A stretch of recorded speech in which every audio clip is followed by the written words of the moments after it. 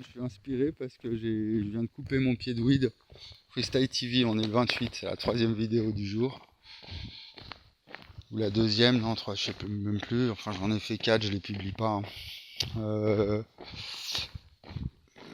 viens de partager 28 août 2020. Je viens de partager un article de psychanalyse de Jung, écrit en français sur la projection de l'ombre, avec le dessin d'un mec comme ça avec un chapeau. Et puis derrière, il y a des escaliers. On voit son ombre sur les escaliers. Ça fait une âme fragmentée en fait, pour représenter un peu la fragmentation. Alors, ça fait des paliers. Et du coup, c'est sur la projection de l'ombre et il parle de l'archétype anima animus. Donc j'ai fait aller hop direct, j'envoie. J'ai même pas lu le texte. J'ai envoyé direct parce que bon, ça fait un an que je suis dessus quand même. Et puis j'ai créé le groupe. On fait une vidéo freestyle. Hein. J'ai créé le groupe La force de l'univers et spatio-temporel.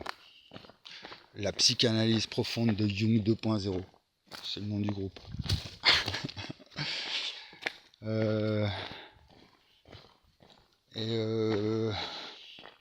Donc je l'ai partagé sur ma page, j'ai mis à tout le monde, je l'ai envoyé à ma mère, ma soeur, mes amis proches là qui n'arrivent pas, j'arrive pas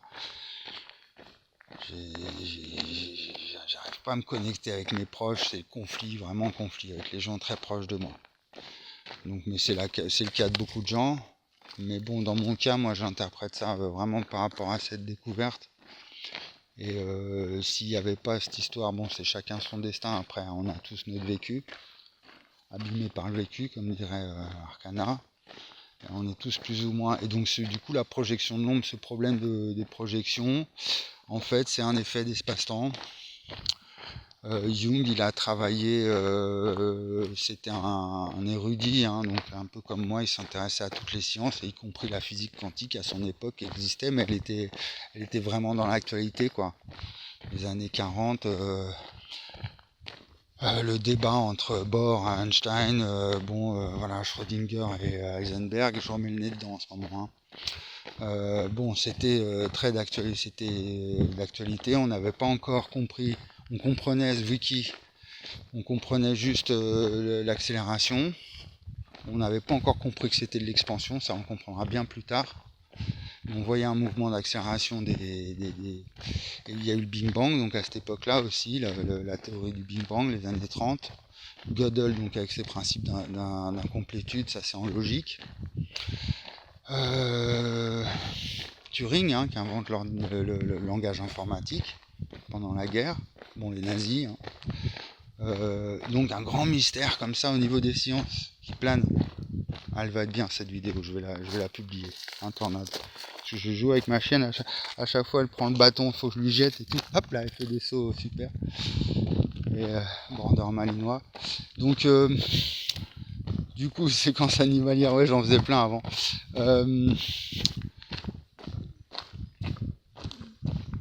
Ouais, non mais j'ai même fait des vidéos complètement folles là dans ce casotte, hein, où j'étais vraiment tout perdu.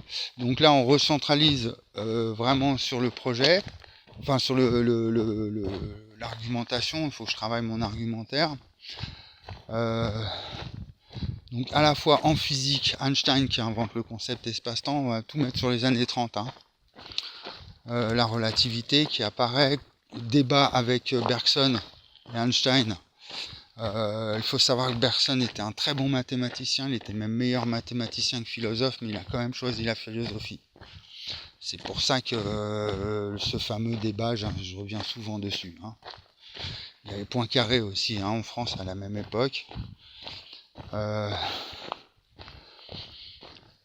Donc bon, et puis donc Freud et Jung. Donc clivage entre les deux. Freud, je vous ai exposé le truc, hein, le moi c'est l'espace-temps, le temps est au sas, que l'espace est au surmoi, hein. Au milieu il y a l'espace-temps, thèse, antithèse, synthèse de Hegel. Et donc Jung, en fait, j'ai essayé de trouver donc vraiment l'aspect le plus fondamental de sa spatio-temps. En fait, chaque auteur, je cherche voilà, son point, comme par exemple Spinoza, ça va être le conatus, donc persévérer dans son être, donc persévérer est au temps, est à l'espace, on persévère dans ce que le temps est à l'être, quelque chose qui nous pousse hein, à persévérer, c'est l'espace-temps, le conatus de Spinoza. Hegel, il parlait du soi universel ou un truc comme ça, un truc universel. Il cherchait un truc universel. On peut tous les faire comme ça. C'est pour ça que là, j'ai relu l'introduction du livre La méthode de Descartes, là.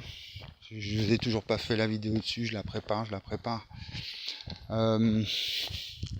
Et justement, il parle des historiens qui, alors que tous les philosophes étaient d'accord pour dire que c'était comme ça, la métaphysique de Descartes, elle était comme ça, et ben c'est les historiens, dans cette introduction de la méthode, là, la préface, il explique que c'était des historiens qui disaient mais il y a quelque chose, il y a une loi, il y a un continu. Il y a un phénomène continu dont on doit... C'est peut-être ça que cherchent les historiens. Justement, moi, l'histoire, j'en parle pas souvent. C'est une discipline en sciences sociales. Je parle souvent psycho, philo, voilà, sociaux. Mais je parle du droit. Mais je parle rarement de l'histoire, en fait. Parce que l'histoire, justement, c'est la discipline consacrée au temps, justement.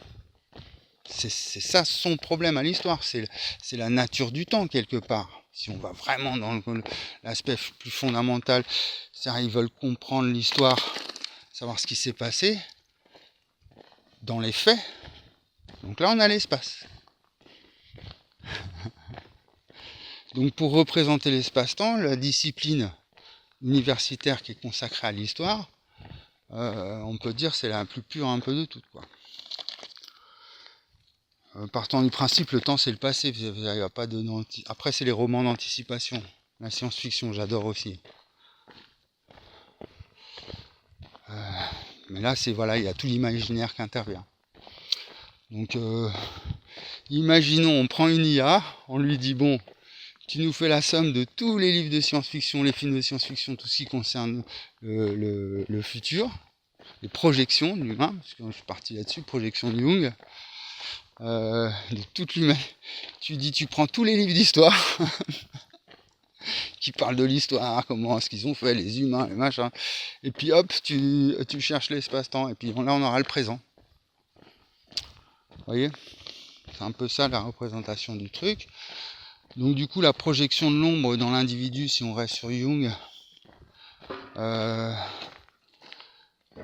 ça serait ça un peu. Bon, faut que je relise un peu, mais c'est vrai qu'il a des tournures de phrases qui sont très comme ça, galactiques, je dirais. Le rapport à l'âme, on ne sait toujours pas ce que c'est que l'âme. Hein. Pourtant, c'est bon, voilà. C'est peut-être pour ça justement, que cette époque, elle a perdu son âme un peu, elle a plus d'âme, ou elle l'a vendue plutôt, hein. Parce que, enfin, surtout en Occident là.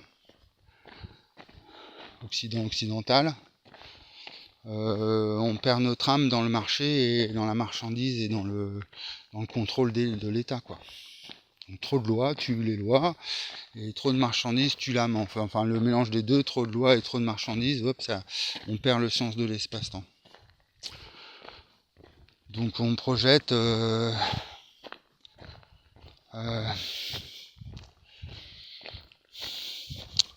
donc si ça part d'une dimension métaphysique, déjà Dieu en fait on pose mal la question, savoir s'il existe ou pas en fait, faut pas se la poser cette question, elle n'a pas de sens. Comme si je me demandais si j'étais le père de mon grand-père, quoi. C'est un non-sens, ça va à l'opposé du temps. C'est comme celui qui veut aller dans le futur ou qui veut retourner dans le passé, physiquement, avec l'espace, tu peux pas. On est prisonnier dans le présent, mais comme le présent c'est le mouvement, on est libre. Du coup, on est prisonnier dans l'espace-temps qui lui-même est totalement libre. On est prisonnier dans une totalité spatio-temporelle. Donc ça, c'est l'aspect total, dans les faits, sens, forme, fonction, fait. Puis comprendre le totalitarisme, hein, du coup. Hein. Et on est prisonnier dans ce grand tout spatio-temporel, mais cette condition-là, elle nous rend libres. Voilà, de la même manière que toute galaxie, toute planète, toute étoile, elle a une naissance, une mort et une vie et une mort. Et donc ça veut dire, oui, la liberté, elle est déterminée, elle est soumise aux lois de la physique. Hein. C'est-à-dire qu'on est libre, mais on est toujours soumis, même l'esprit. Il a peut-être ses lois à lui qu'on n'a pas encore comprises.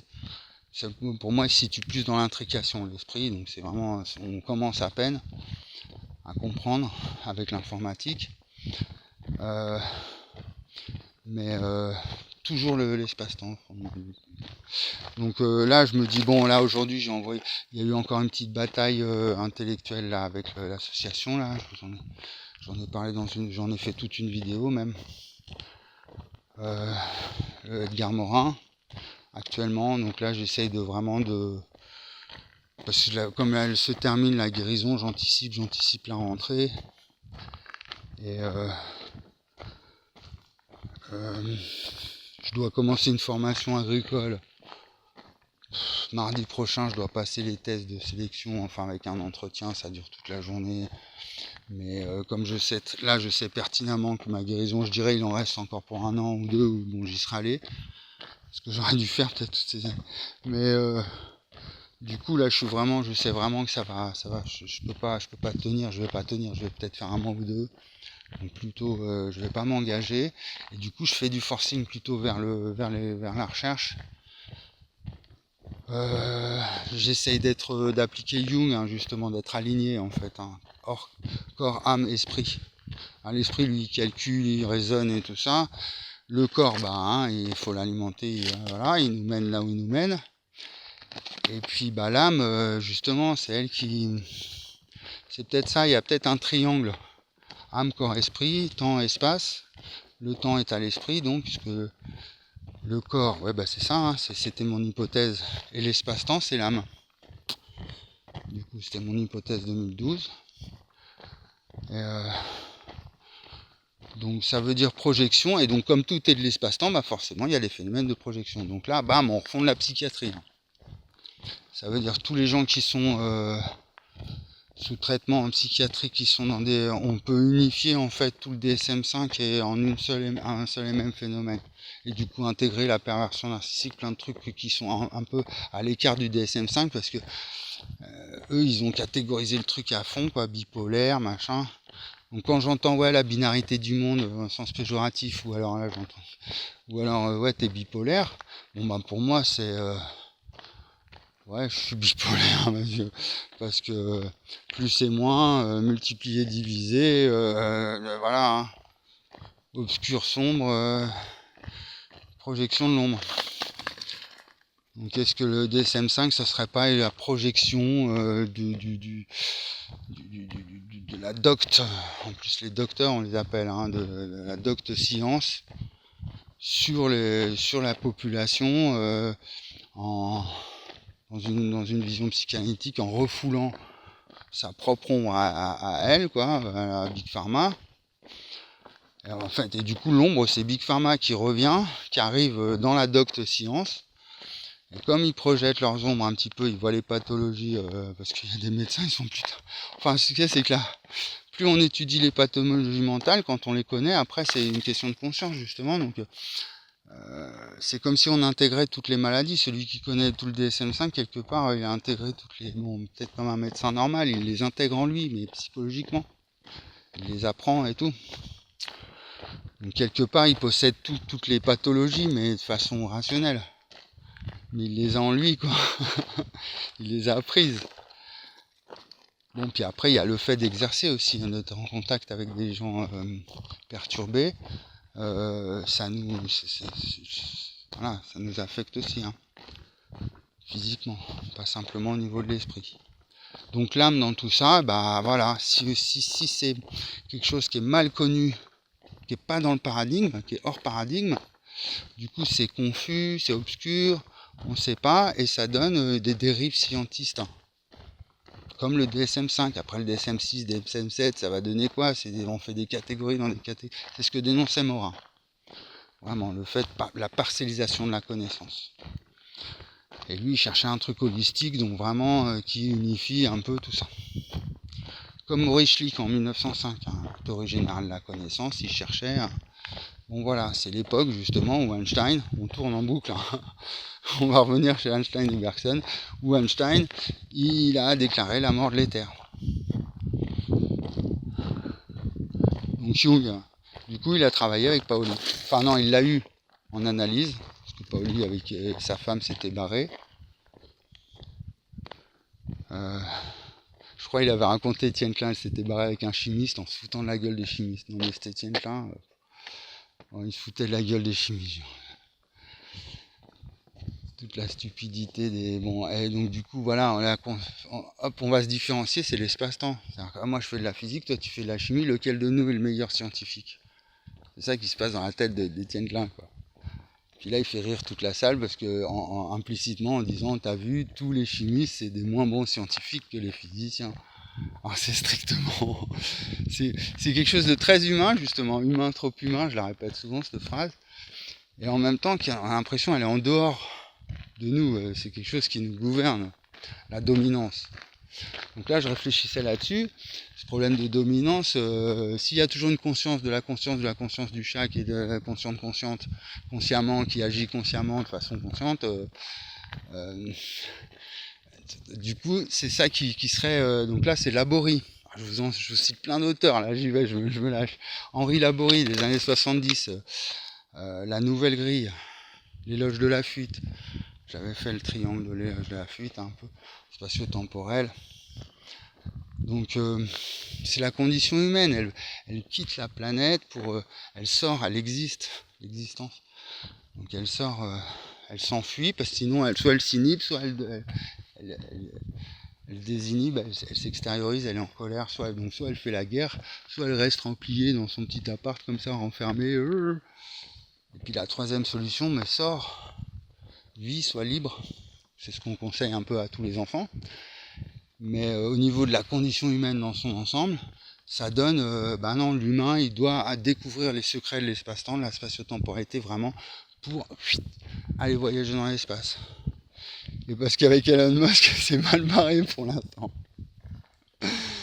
Bon, à moins que vous vouliez des implants et tout, moi je vous propose mieux une guérison totale, avec des dreadlocks. Donc, c'est ça le travail d'un philosophe, il articule les idées, les concepts, il les fait tourner comme une machinerie, et puis plus le philosophe il fait travailler cette machine, il la peaufine, et puis plus sa machinerie elle peut être efficace, c'est comme ça qu'il faut essayer de me voir. Voilà, c'est de l'analyse, de la synthèse, c'est-à-dire qu'on fait surtout quand on fait de la psycho. Moi je sais que ça m'a aidé justement dans mon travail de philosophie, et non l'inverse. Souvent c'est les psychologues, ils vont aller chercher chez les philosophes des notions qui leur manquent, s'ils veulent creuser plus loin. Et moi j'ai fait l'inverse, je suis parti de la philosophie, et bon, la psychologie c'est William James, 1900, début 18e, 19e même. Donc elle a 2 siècles, mais elle m'a aidé, du coup elle m'aide et du coup j'adapte en fait la pensée de Descartes, que je lisais à 20 ans un peu, avec tout plein de notions en neurosciences, en informatique, c'est ça que je fais simplement en fait. C'est juste une mise à jour. Parce que je me dis, Maurice Schlick, 1905,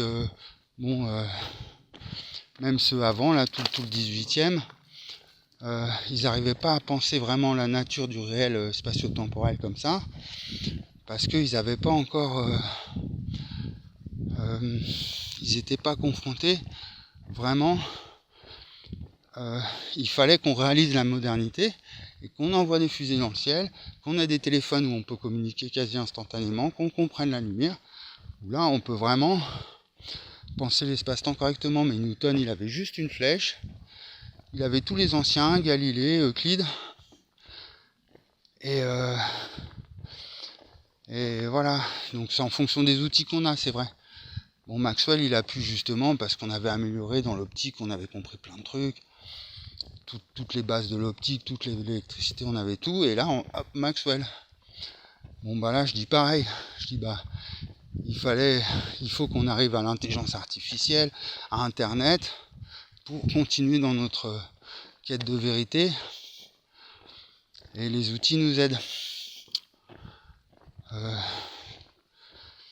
Donc commencer par le marteau et l'enclume avec l'écriture, ou même les livres, les premiers livres, là, l'imprimerie. Boum, gros changement de civilisation. Donc faut voir ça comme ça avec Internet et l'IA. c'est ça qui se passe. Hein. Donc c'est le début de la conquête des étoiles. Et nous, on est les pionniers. C'est-à-dire qu'on fait la jonction entre le monde les humains qui étaient prisonniers de la Terre, un peu, de leurs conditions animales. Et tiens, je découvre une fonction animale, je dis, parce que ma chienne, elle a la même. Je dis, c'est la fonction de régénérescence animale du corps humain. Après, il y a animal du chien, animal de ci, animal de animus, anima animus. L'âme, c'est peut-être ça, justement, je découvre. C'est un truc... il y a une nature physique à l'âme. Bah, c'est peut-être cette fonction qui régénère le tout. Donc c'est pour ça que j'envoie du Jung. Et je pars. Et donc comme il avait Paoli, on finit, allez, il est parti là-dessus. Il avait Paoli, ils avaient réfléchi ensemble. Du coup, ils avaient des discussions profondes et intellectuelles et scientifiques. Et c'est pour ça que dans les vidéos, des fois, il y a les nombreux quantiques, 777, 6. Alors ça me fait marrer un peu. Là, c'est la spiritualité quantique, un peu olé olé. Et c'est là où je me sens dans le devoir aussi d'intervenir. De dire hop hop hop, là on dérive et tout, c'est pas ça la physique quantique, c'est pas 3 chiffres à la suite, 777, 55222, 111. Bien que 111, alors là par contre j'ai toute une arithmétique là-dessus, mais je vous en parle pas maintenant, mais avec le 11, 111, 1011, là je tiens un truc au niveau algébrique. Donc c'est ça, je remets le nez dans ma physique, dans mes maths, dans ma psycho aussi. Là j'ai réécouté une vidéo aussi de Ariane Milran, là, psychopathologie du pouvoir, et pour me mettre à jour un peu, elle parlait là des nouveaux projets transhumanistes avec l'IA un petit peu, pour essayer de me mettre à jour, et en disant bah voilà, c'est jungien, c'est une projection, c'est la condition humaine dans son ensemble. Donc vouloir absolument toujours à terre, combattre, abattre je prépare faut que je leur écris, faut que je leur en parle, mais j'irai les voir en physique, je leur prépare un petit truc. C'était des jeunes qui s'engagent anti-tech révolution, ils veulent vraiment alors que bon, si ça veut dire qu'il y a une séparation entre moi et l'humanité, le destin de l'humanité. Et du coup on se retrouve coupé. En fait c'est une projection de l'ombre, un peu. Quand eux ils veulent nous pucer, nous tracer, la traçabilité, tout ça, nous marchandiser, bon bah c'est eux qui projettent, c'est l'industrie qui projette avec les milliardaires, qui projettent leur ombre sur nous. Et nous, quand on veut absolument s'en débarrasser, les détruire, retrouver un paradis perdu, imaginer une terre où tout ça, ça disparaît, ça s'effondre, qu'il n'y a plus de capitalisme, qu'il n'y a plus de banques, il n'y a plus d'usines, bon bah là c'est une projection. Pour ça, nature, culture, esprit, matière, état, capitalisme, j'ai mis dans tout ça sur la grille spatio-temporelle. Puis j'ai fait des vidéos, je commence à mélanger les deux, les trois et tout, alors ça devient rigolo, ça fait tout un langage. Donc on tient quelque chose avec ça. Cette spatio-temporalité au fondement du tout. Moi je dis qu'il y a l'internet quantique à la clé. C'est-à-dire, ouais, on comprend, en même temps on va comprendre les matériaux, là j'ai entendu avec les cristaux liquides. Chimie des matériaux, spatio-temporels, donc qui se régénèrent d'eux-mêmes. Et puis au niveau de large language, c'est conscience, donc cause du mouvement, donc conscience de sa nature vraiment, du fonctionnement de l'atome, comment il fonctionne entre eux, par rapport au vide et tout. C'est quoi la nature vraiment d'un atome. Voilà. Donc la nature vraiment véritable, enfin au plus proche de la vérité. Donc un paradigme, voilà, il arrive à tout embrasser, toute la connaissance, et tout mettre en cohérence. Peut-être comme une transition de phase, quoi. C'est-à-dire qu'à un moment on voit rien, tout trouble, puis là d'un coup, pop, comme par magie, la forme elle réapparaît. Il y a les points de condensation. C'est par exemple quand l'eau elle passe de la vapeur, enfin du liquide à la vapeur, je crois. Tu observes le truc et il y a un moment, il y a une opalescence critique, on voit plus rien, ça fait et hop, là ça fait de la vapeur. Bah faut imaginer le 20e siècle comme ça, peut-être. Le 20e siècle. Pour les historiens, vu qu'on en a parlé, peut-être une opalescence critique, quoi. Un truc, on voit plus rien, on sait plus, on se perd, parce qu'on imagine une naissance au Big Bang, à l'origine de l'univers alors qu'il est éternel, parce qu'on a une logique qui est incomplète, Gödel. On a un espace-temps, mais on ne sait pas si c'est un élastique, de la gélatine, si c'est les lentilles gravitationnelles, si c'est la relativité d'un train, on ne sait pas, mais ça marche. Voilà. Et la physique, pareil, on se retrouve avec deux physiques du coup. Une physique relativiste pour les étoiles, et puis après une physique pour nous tous, puis une physique quantique, ça nous en fait trois même. Bon. Donc c'est pour ça que Maurice Schlick, le cercle de Vienne, hein, les années 30, ils étaient là-dessus, le Wittgenstein qui en a fait partie vite fait, Popper, donc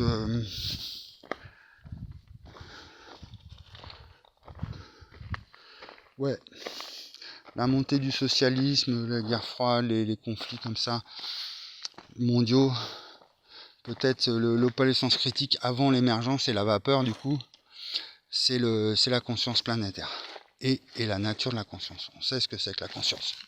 Hop. Ça résonne à côté du priori. Donc ce serait ça. L'enjeu du XXe siècle, ça aurait été de traverser cette période de trouble, d'opalescence critique, pour changer d'état, changement d'état de la matière. Donc là, on pourra parler du coup un changement d'état de l'histoire, où on passe de la modernité, donc il y a eu le Moyen-Âge, encore qu'il y ait ces d'autres civilisations, hein. Non, après ça tourne, mais c'est vraiment la modernité dans le sens où il y a un réel changement de fait, c'est pas simplement dans les esprits, c'est l'humain qui sort vraiment de sa condition animale d'humain, pour vraiment là, pour de vrai, c'est plus une culture, c'est plus mettre des piquets dans le sol et puis délimiter un terrain, là c'est vraiment construire des buildings, là on arrive vraiment à une vraie... Et du coup, après la modernité, tac, une humanité spatio-temporelle, c'est-à-dire qu'elle a conscience d'elle-même, donc d'être terrienne, et en même temps, elle a la conscience du tout, donc elle peut s'extraire de la Terre. Voilà. C'est pas mal comme raisonnement à la fin. Ça, ce serait plutôt la conclusion, la fin du truc, quoi, en fait, hein. La fin de ma démonstration avec les argumentations, où je commence d'abord par décrire une nouvelle manière d'interpréter le Big Bang, et à la fin du truc, je démonte toute ma thèse, et le fondement du tout, les mathématiques, la santé, tout, le droit, et à la fin, bah voilà, on vient d'où? De l'espace-temps, on est quoi de l'espace-temps, et puis on va où? Bah, on va dans l'espace, hein. Puis, c'est vrai que finalement, c'est le nihilisme et tout, les gens qui se suicident, il y a ça crée un espèce de vide, de platitude. Ah ouais, c'est tout, c'était juste ça le secret du tout. Puis en fait, moi je dis non, au contraire. C'est les secrets du tout, ils sont partout, on les retrouve. Donc ça va nous ouvrir encore plus l'imaginaire, le potentiel humain. Surtout si on retrouve notre santé. Enfin moi c'est ce qui se passe un peu, hein. Je retrouve un peu ma forme. Bon, je continue de fumer, mais je pourrais là physiquement. Après au niveau de mes sens, mes 5 sens, ils sont améliorés. Et là j'essaye Bon, j'ai fait un petit chantier, là, débarrassage, franchement ça s'est passé super. J'ai pas encore attaqué de chantier vraiment. Mais pendant la guérison, si j'ai fait mon casotte. Mais en tout cas au niveau des recherches, j'ai envie de je me remets le nez dessus, je suis à fond. J'ai le cerveau qui est hyper là, j'ai envie de reprendre tout ce que j'ai appris en maths, remettre le nez dedans à 100%. Là j'écoutais Grothendieck et tout, et à l'époque je découvrais le truc, donc la cohomologie létale, les concepts de schéma, tout ça, je découvrais le truc, mais maintenant je connais le truc. Enfin voilà, la connaissance elle a un feedback rétroactif, elle revient sur elle-même, un peu comme le processus d'individuation chez Jung, où ça tourne et puis on revient sur les trucs du 6 mois plus tard, 1 an après, 2 ans, 5 ans après, et on approfondit. Donc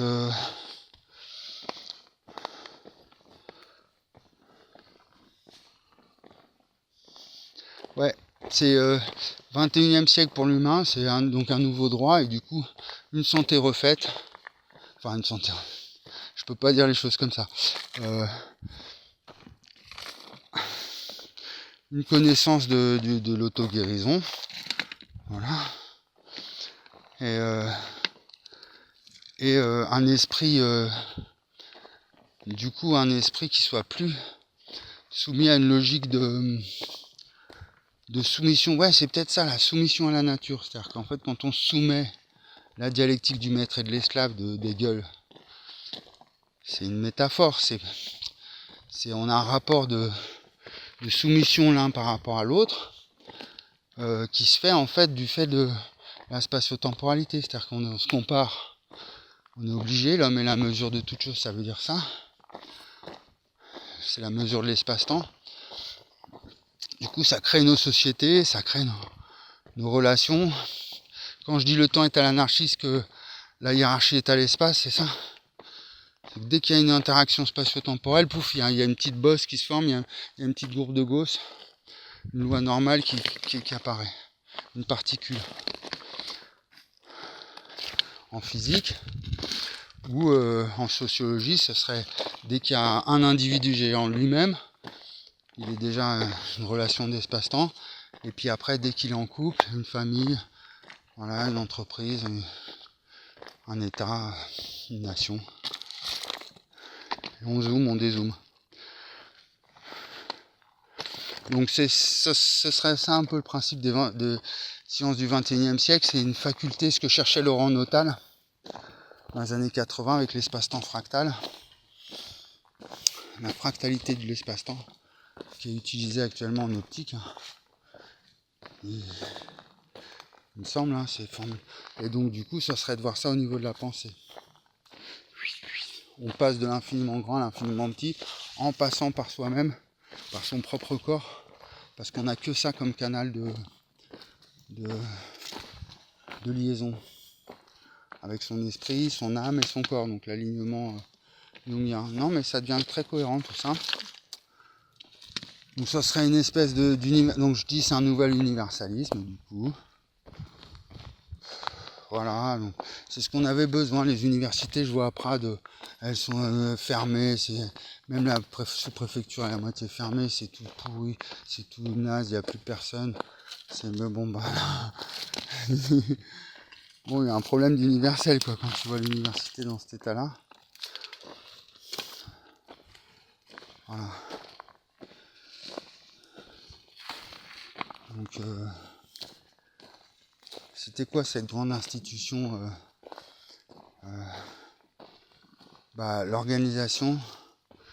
Ah non, c'est les Nations Unies, Versailles. Faut rajouter Versailles en fait à l'ONU. Faut l'appeler l'ONU Versailles. Donc ouais, non, il faut une organisation mondiale de l'universalité de l'espace-temps. Où après, on peut revoir vraiment la condition humaine dans ses aspects les plus fondamentaux. Puis après, vaille que vaille. Quand si tu dis par exemple une économie de l'espace-temps, après chacun fait mieux. Vu que tout le monde est de l'espace-temps, il n'y a que de l'espace-temps, c'est chacun après on se débrouille. Puis que l'État est à l'espace, que le temps est au capitalisme, après les gens ils se démerdent avec les lois, s'il y a un droit à l'espace-temps du coup, et puis dans leur business quoi. Mais au moins ça permet d'abolir, de mettre fin à une logique inconsciente de projection, comme ça,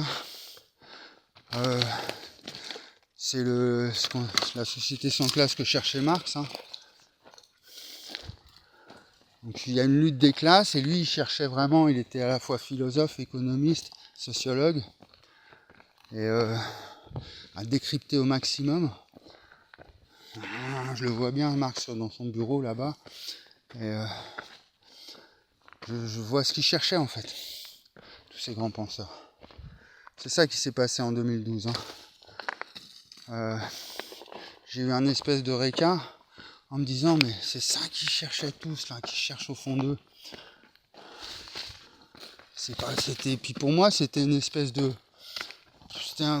comme une mécanique qui s'était mis en place il y a très longtemps dans ma tête, et puis qui a fait son petit bonhomme de chemin pendant 20 ans, quoi. Puis elle est arrivée au bout de 20 ans, le tac, mais oui, c'est l'espace-temps. Et on va essayer. Non, je crois que ça a vraiment commencé quand j'ai comparé le temps au capitalisme, ce qui est vraiment très simple à faire, et l'espace est à l'état. Et en ayant travaillé un an avant sur l'anarchie, c'est de comprendre vraiment les fondements de l'anarchie, de cette approche sociopolitique du truc. Donc pas d'autorité, pas d'origine, donc c'est contre les religions et puis contre l'ordre établi, Dieu et l'État de Bakounine. Pas d'autorité, pas d'origine, liberté illimitée, ça c'est le truc qui passe avant tout. Enfin si on le met avant tout, après ça fait des libertariens, on va dire. Parce que le dernier c'est égalité. Parfaite. Et lui le dernier, c'est vrai que je suis allé le chercher chez un rouge-noir. C'est-à-dire c'était les trois premiers c'est vraiment c'est le gars qui m'a enseigné ça un peu, il faisait une radio, il animait une radio dans les années 70 sur Radio Libertaire. Et il avait interviewé Laborie. Il m'a raconté. Et il m'a enseigné ça, liberté limitée, pas d'autorité et pas d'origine. Je lui dis tiens, ça ressemble à un truc, c'est très métaphysique comme truc. Puis je voyais souvent le symbole du Tao aussi qui tourne un peu toujours autour des libertaires. Et du coup, je suis allé voir un autre gars qui avec lui, je me prenais bien la tête, il était hyper logique comme ça. J'ai l'impression que c'était une machine à calculer, le mec, un alternative libertaire, rouge-noir. Et lui, il m'a dit non, il y a l'égalité. Parfaite. Genre du communisme, du stalinisme.